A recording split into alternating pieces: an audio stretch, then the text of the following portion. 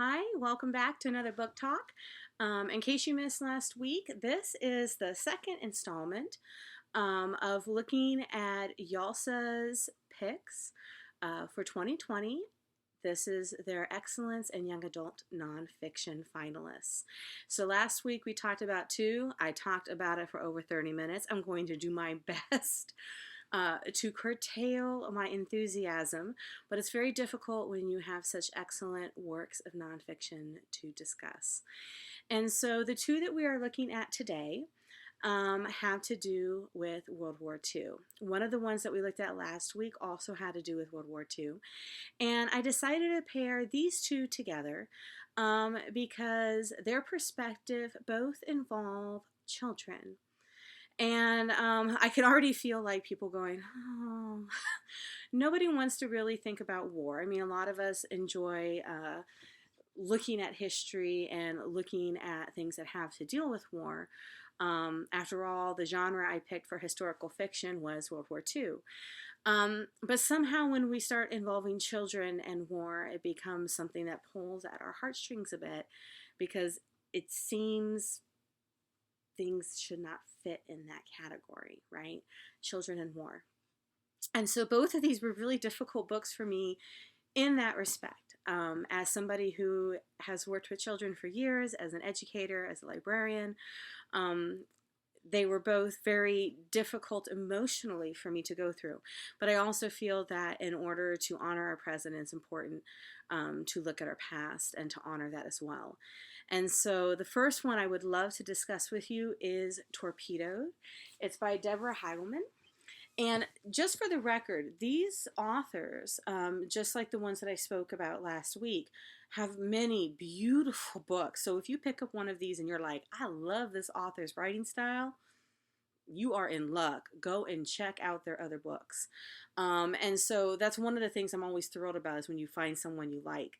And I can guarantee their other works are just as stupendous. And they've also won many awards. And in fact, Deborah, I believe this is Deborah's. Yeah, she did Vincent and Theo and Charles and Emma. Vincent and Theo, especially if you love art, we're talking about Vincent van Gogh and his brother Theo.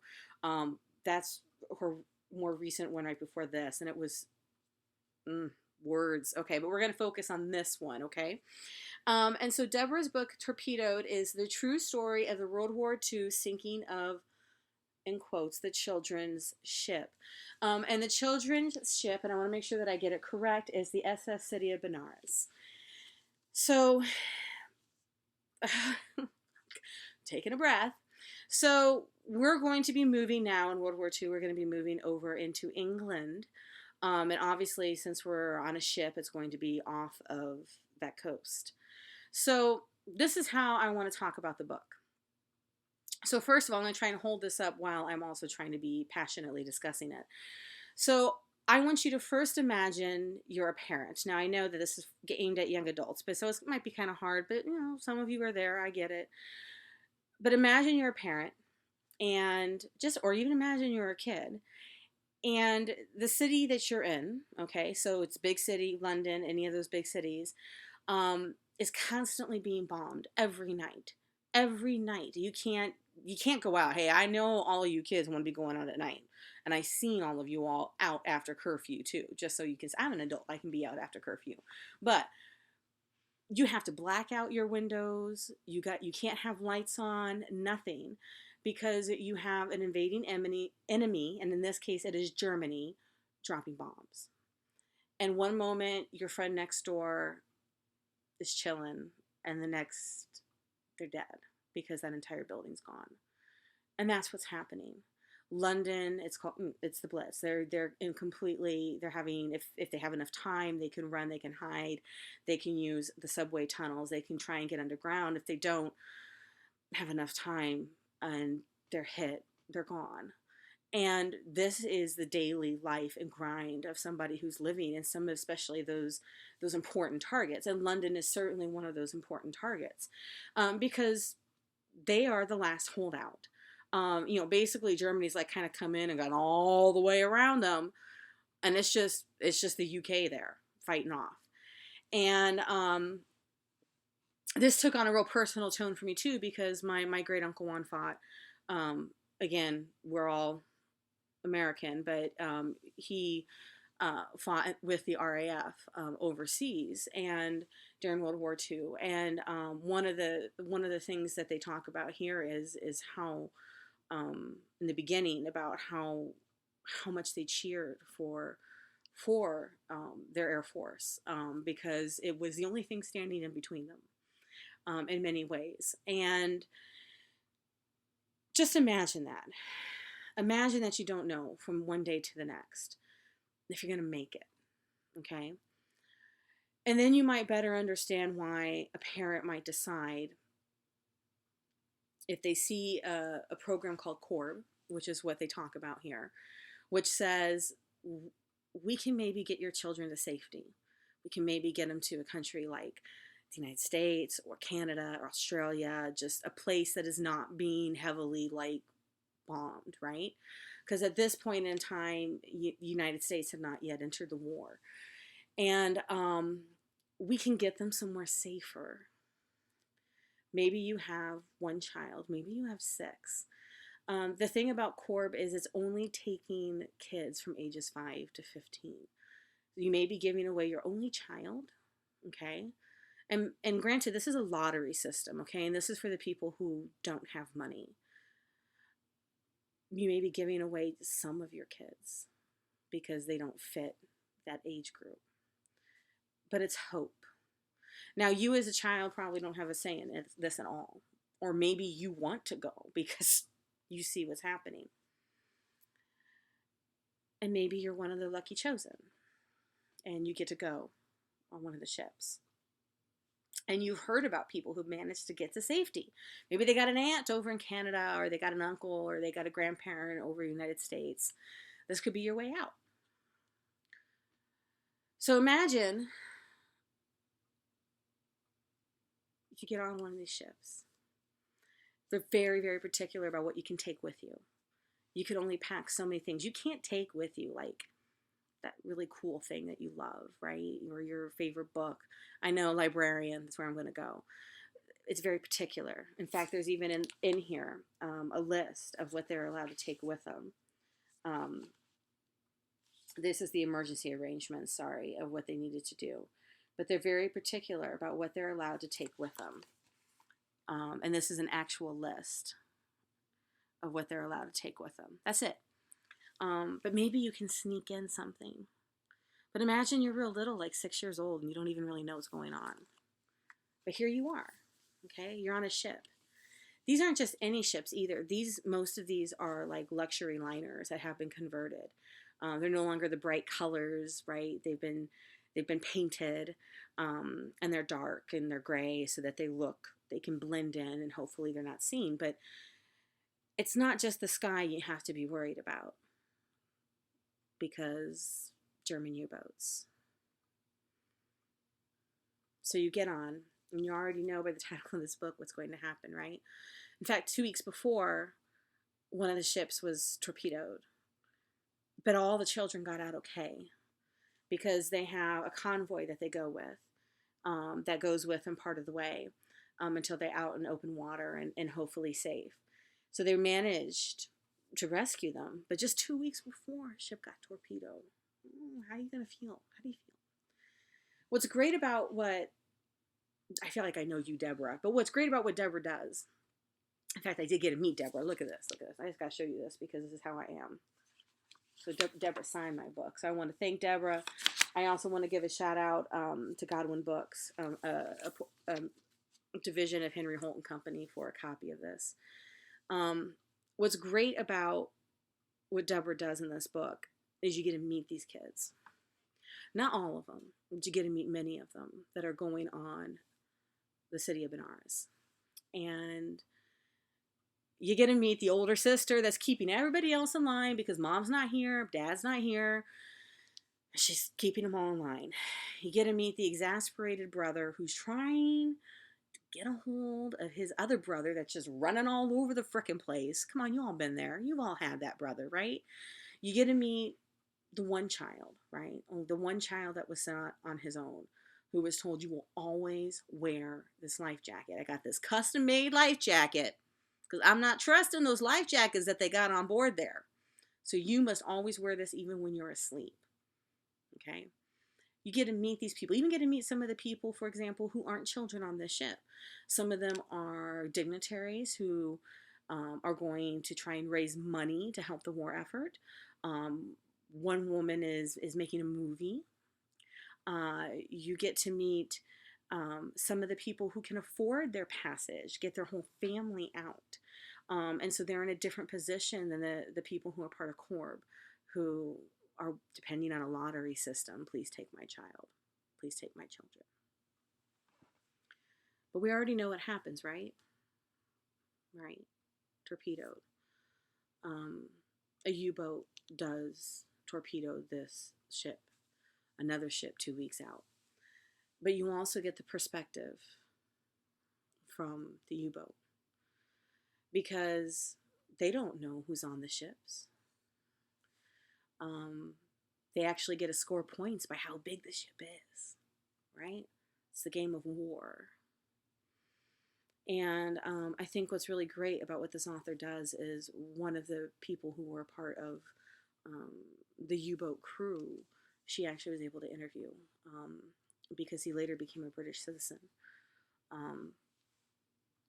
So you get to understand the perspectives on both sides. But here's the thing, the children that you come to know, that you become exasperated with, that you feel for, because that could be you, they don't all make it. Yeah, in fact, quite a bit of them don't make it. Torpedoed, the true story of the World War II sinking of the children's ship.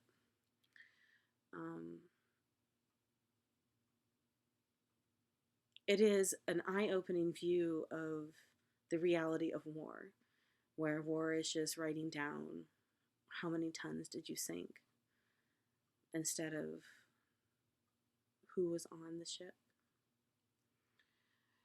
And this honors those who were on the ship. A beautiful, little known perhaps, story here on this side of the pond. I highly recommend it. It's got, I've got to point out the back matter. It's got great back matter, wonderful photographs of that time, and illustrations as well, of course, when photographs weren't available. But you get to hear from the people who were there, and their story definitely matters. So speaking of children, the next book that I want to talk to you about wasn't what I expected when I got the book. I thought it was going to be about a biography about an individual in World War II, and instead it ended up being so much more.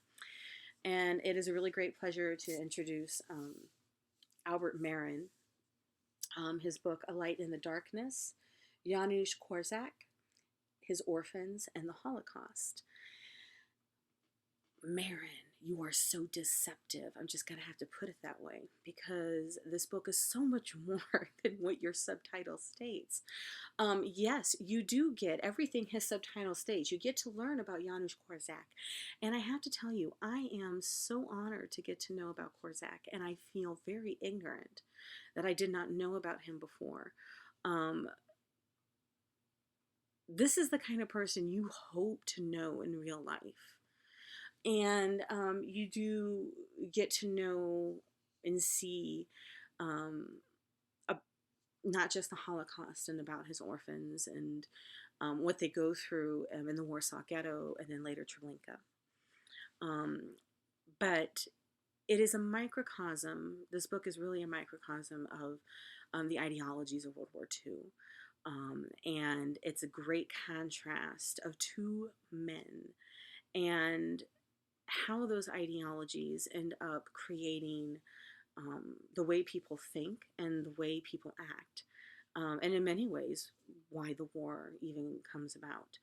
And I hope I'm not putting too much on you, Marrin, but that's how I really felt upon reading this book. So first of all, props to Marrin. He has written some really incredible nonfiction works.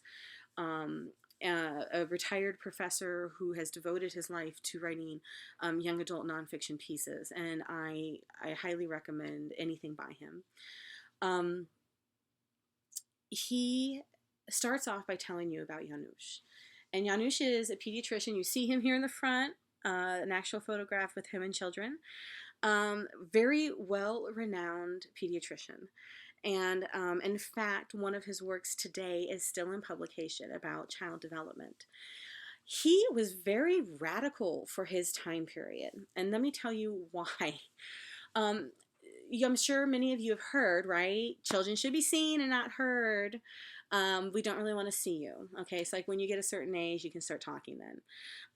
Janusz shouldn't believe that. One of his phrases, and I probably all get it a little bit wrong, is that children are not the people of tomorrow, they are the people of today. And I love that.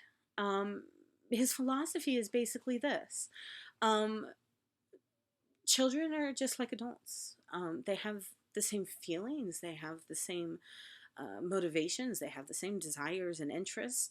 It's just as children, you have the opportunity to be able to explore what it is you are interested in. And as adults, we should not stand in the way.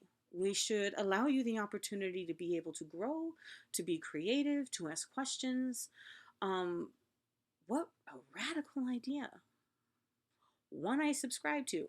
But at the time period when he's saying this, this is not what most people believed. As a pediatrician, he would help individuals, young children, heal physically, but he would notice that that wasn't helping them completely. And so he began investigating, just as a human being, what is it that helps people in general? And he realized that there is no difference between children and adults. It's just that children are still growing and adults need to give them the space to do so. And he ended up running an orphanage, although the children, and in fact I was recently watching on YouTube an individual who survived discussing living there. They never even talked about it as an orphanage. It was their home, because that was how it was treated. Nobody felt like this was not their home, and in fact, Korczak was like their father. And Stefa, who also helped run this place, was very much like a mother figure. And there is something about what Marrin calls the old doctor, which is Janusz. There is something about him that just feels so genuine and so loving. And so you meet him first. He is Polish. He was born in Warsaw. He is what he refers to as an assimilated Jew, which means, unlike Hasidic Jews who very much stayed within their own group, he spoke Polish as his first language. He had friends that were not Jewish, as well as friends that were Jewish. Even within the orphanage itself, they allowed children to choose whether or not they wanted to practice and pray or not. It was given a choice. They were given a choice. But he himself was Jewish. And in fact, when Germans later came in, they were shocked that somebody so educated, somebody who was a doctor, was a Jew. Heaven forbid. So sorry, I'm letting my little, I'm letting my opinions leak in. So you start off meeting the old doctor, and then immediately you get a contrast with the hater. The hater in this case is Adolf Hitler. And you get a brief biography about how he was born in comparison to the old doctor, his beliefs. But most importantly, you see their contrasting views about children. Not just about children, but about humanity. Whereas the good doctor, the old doctor, believes that children should be allowed to express themselves, to be individualistic, to be creative. The hater, no. Children exist for one thing, for him to impress his beliefs on, and that is it. And so you examine Hitler Youth and the purpose of it, which was for him to basically use as tools for his manipulation. And it's not just the Hitler Youth, it's anyone that he is going to surround himself with. The only good that they are as humans are to carry out his beliefs. If they are not, then they are disposable. And whereas the good doctor is full of compassion and kindness, you see that Adolf Hitler is a direct contrast to this. In many ways, I felt like viewing the war, because you end up viewing the war through both of these men before the war even begins, is an interesting way of contrasting different beliefs. People do exist who feel differently about how children should be raised, and how people should think. And yes, we have people who are haters, right? We always say, don't listen to the haters, right? And then we also have people who exhibit such a glorious depth of kindness. One of the things, and I don't remember if this is mentioned in the book or the video I saw of one of Janusz's children, but for the years that him and Stefa, who worked with him, ran the orphanage, they did not have payment. I mean, they struggled to make sure the children were fed. This wasn't something that they did because they were getting money for it. This was something that they did because they loved the children and it was needed. So you start off there. Then we're at war, okay?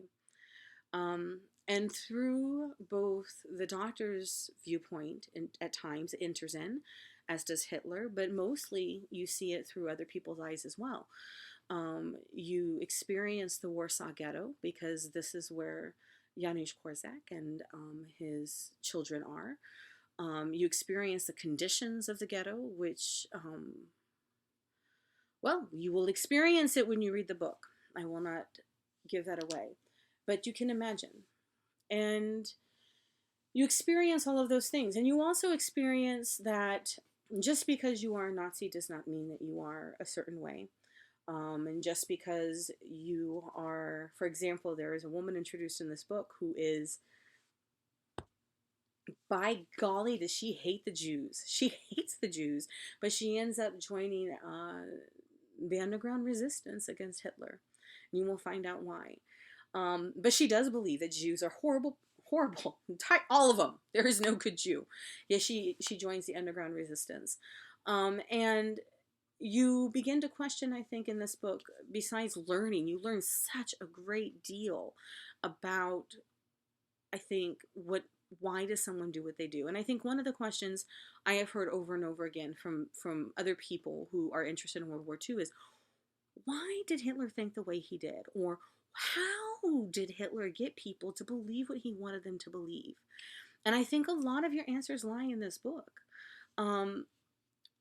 I think that, I'm not going to give it away. I'm not going to give my opinion away, because I think that Marrin does an expert job of sharing that. And in fact, the last chapter of this book talks about what it means today, how popular Hitler's beliefs are today in many different places. And I think that's important to note. What is it about him that captures people's minds and that influences them? But also to keep in mind that Janusz Korczak is also a person that inspires. And like I said, I have not been able to get enough of finding out more about him. And in the YouTube video that I watched, which is called Korczak's Last Boy, the look on this man's face, who is 89 at the time this was filmed, which was several years ago, and lives in Israel, is an artist. And his entire face lights up, and his work is filled with images of Korczak. You can see the undeniable footprints this man has left on his heart, and the words, and he feels that his art is influenced by not just the life that he led, but also by the way that he was brought up and the way he was taught. And I'm getting emotional. But that's, I think, what the old doctor does. Children are not the people of tomorrow. They are the people of today.